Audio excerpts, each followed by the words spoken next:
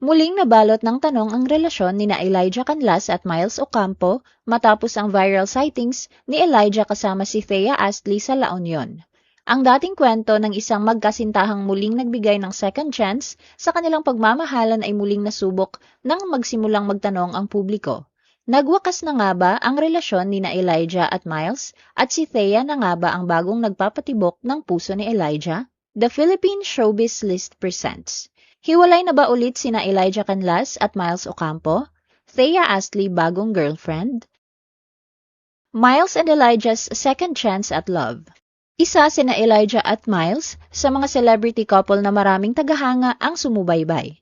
Nagsimula ang ugnayan nila noong 2021 matapos silang magkasama sa isang music video project. Noong 2022, opisyal na inamin ni Elijah sa publiko na sila ay magkasintahan na.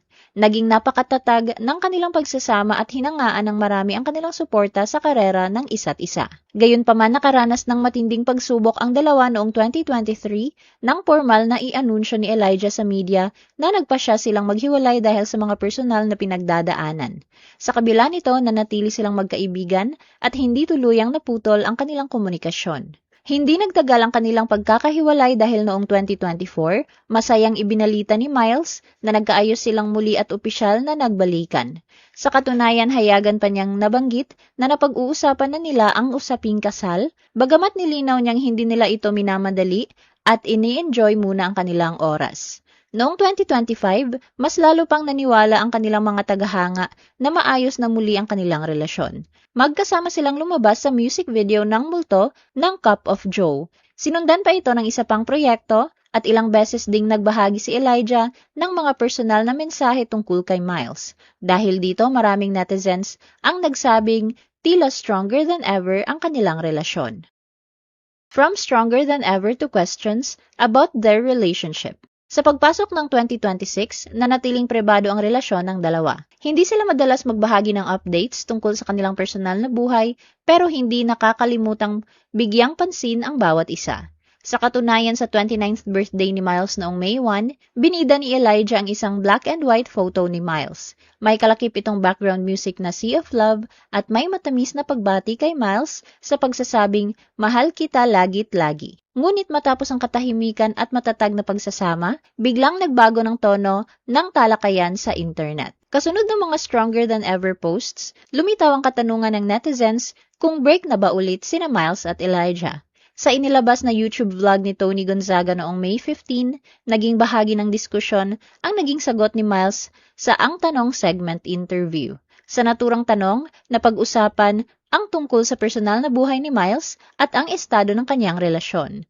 Nang tanungin tungkol sa ilang bagay na may kaugnayan sa kanyang love life, sa halip na isang masiglang sagot, kapansin-pansin na nabanggit ni Miles ang putol na katagang wala at na tila nagpapahiwatig na walang bagong plano, walang development, o walang espesyal na ganap sa pagitan nila sa kasalukuyan. Para sa ilang viewers, ang paraan ng pagsagot ni Miles ay kahina-hinala dahil tila hindi niya direktang binigyan ng malinaw na detalye ang tungkol sa relasyon nila ni Elijah. Dahil dito may ilang netizens ang nagkaroon ng sariling interpretasyon. May mga nagsabing maaaring baka may pinagdadaanan ang dalawa o kaya naman ay pinipili lamang ni Miles na maging pribado tungkol sa kanilang relasyon. Sa kabila nito, naging bahagi ang nasabing interview sa mga bagay na pinagbasehan ng ilang fans nang magsimulang lumabas ang mga tanong kung maayos pa ba ang relasyon ni Elijah at Miles. Elijah and Thea's La Union sighting sparks breakup rumors with Miles. Ang mga naunang hinala ng mga netizen online ay tila nakahanap ng mabigat na mitya. Nagulantang ang showbiz community nang mabilis na kumalat sa social media ang mga patagong kuhang larawan at video ni Elijah na may kasamang ibang babae, ang kapuso singer-host at theater actress na si Thea Astley.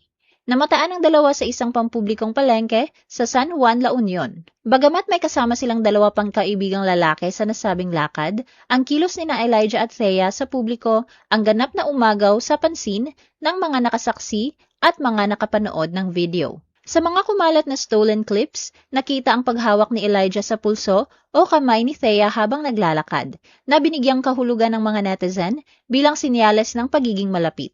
Para sa maraming nakasubaybay sa relasyon ni na Elijah at Miles, ang simpleng pisikal na pagdikit na ito ay hindi basta isang karaniwang touch ng magkaibigan lang, kundi may mas malalim na kahulugan. Upang wag agad husgahan ang dalawa, may ilang netizens ang nagtanggol at nag-isip na baka ang nakitang closeness kina Thea at Elijah ay para sa isang bagong trabaho.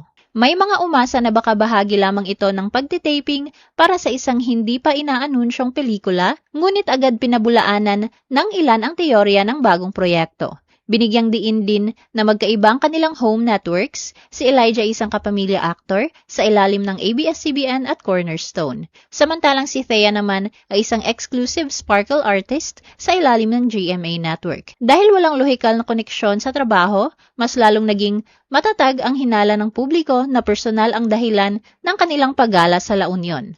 Marami sa mga netizens ang hindi naniwala sa dahilan na binibidyohan lang sila para sa pelikula. Dahil sa kawalan ng malinaw na sagot, patuloy na nag-iiwan ng mga tanong ang mga netizen kung si Thea na nga ba ang dahilan ng tuluyang pagwawakas ng relasyon ni na Elijah at Miles.